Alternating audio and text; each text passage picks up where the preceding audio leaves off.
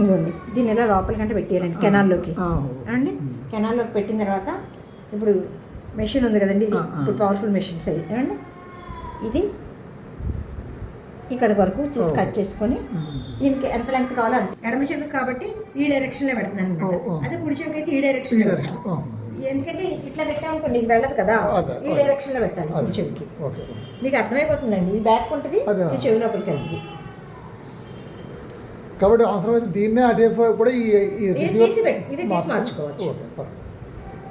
ఆయనకి ఏమైనా ఈ చెవి కన్వీనియన్స్ లేదనుకోండి, అప్పుడు ఈ చెవి మార్చేయచ్చు. ఈ బీటీకి అయితే ఈ ఫెసిలిటీ ఉంటుందండి.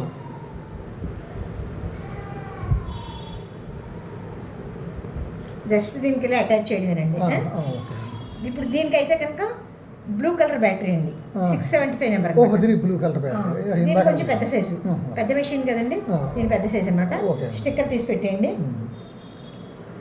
సేమ్ అనమాట, సైజ్ పెద్దది కానీ మిగతా ప్రొసీజర్ అంతా సేమే. ఇది చిన్న హ్యాండిల్ ఉంది కదా సార్, ఇది ఈ కర్వ్ వైపు ఓపెన్ చేయండి, లోపల వైపుకి ఓపెన్ చేస్తే ఇక్కడ ప్లేట్ కనిపిస్తుంది కదా, కనిపిస్తుంది అంకుల్? కనిపిస్తుందా?